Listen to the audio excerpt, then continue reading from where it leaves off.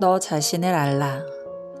철학자 소크라테스는 너 자신을 알라 하고 자신에 대해서 가르쳐 줬습니다. 자기를 먼저 알고 자신을 먼저 알아야지 남보다 자기를 먼저 알아야 된다. 자기를 제대로 봐야 남도 보니까. 그러면서 소크라테스는 철학적으로 자신에 대해서 가르쳐 줬습니다. 이에 대해 성경은 더 근본적으로 말하고 있습니다. 예수님께서 말씀하시기를 자기 눈 속에 있는 들보는 깨닫지 못하고 그 들보 박힌 자가 남의 눈 속에 티를 빼내려는 행동이다 하고 비판하는 자들을 한마디로 지적했습니다. 극과 극의 비유가 되었습니다. 들보라고 하면 대들보를 인식해야 됩니다. 대단히 큽니다. 그러니까 극적인 비유입니다. 예수님은 들보의 비유를 들었습니다. 집 가운데 가장 큰 나무입니다. 그처럼 가장 큰 모순이 있다는 것입니다. 시골에 가보면 큰 집채에 대들보가 있는데 그 대들보 위에 석가래를 놓는 것입니다. 또 그 대들보 위에 그 집은 몇 년도에 지은 것도 적어 넣습니다. 이들에게, 유대 종교인들에게 대들보만한 것이 들어있다는 것이었습니다. 사실상 말은 되지만 실제로는 이해하기 곤란한 말씀입니다.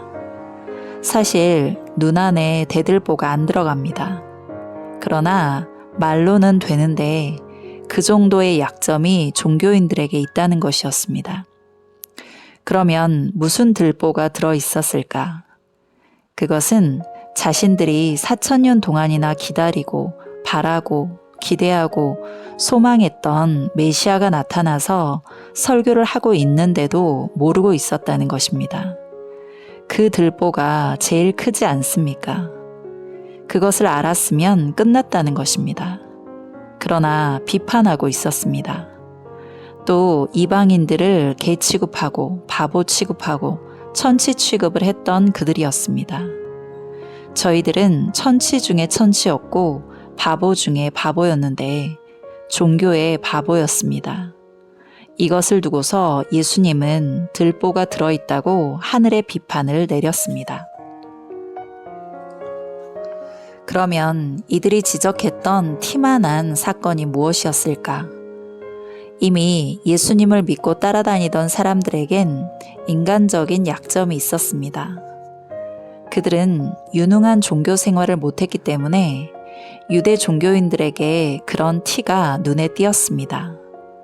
그들에겐 구약적인, 논리적인, 율법적인 차원의 신앙이 못 들어갔기 때문에 그런 것이 있었습니다. 그런 것들이 티로서 드러나고 또 흠으로 드러났다는 것입니다. 그래서 약점, 단점, 모순, 흠이 있었다고 유대 종교인들이 이야기를 했습니다. 그러나 하늘편의 흠은 점을 찍어 놓은 것만치 있었지만 그들의 흠은 지구덩이만한 흠이 있다고 예수님께서는 대들보의 비유를 들어서 말씀하신 것입니다. 사람의 눈에 티가 박히면 아무것도 보이는 것이 없습니다. 여러분도 티가 박혀 보았죠? 고춧가루 하나만 들어가 보세요. 보이는 것이 없습니다. 생각도 다 없어집니다. 번갯불이 번뜩번뜩 하는 것 같이 됩니다. 티가 하나 박혀도 그러한데 엄청난 대들보가 박혔으니 어떠하겠습니까? 아무것도 보이는 것이 없다는 것입니다.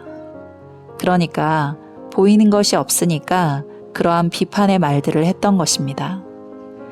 예수님을 두고서 판단하고 비판하고 설교할 때 비판거리를 찾고 심판거리를 찾았던 그 유대 종교인들의 눈에는 들보가 들어있었습니다.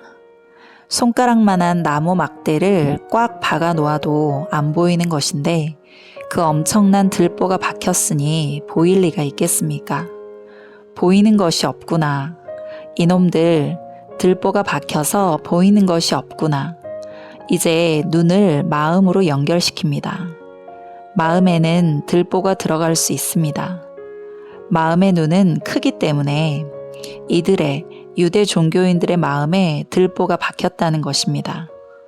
박혀서는 아니 될 들보가 들어가서는 아니 될 들보가 들어갔다는 것입니다. 그래서 봉사, 소경, 보이는 것이 없는 사람이 되었습니다. 그러니까 그들은 무서운 말들을 하고 돌아다녔습니다.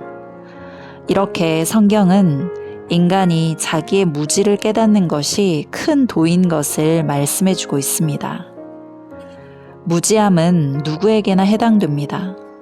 하나님이 말씀하시는데 누구에게나 해당되지 않겠습니까?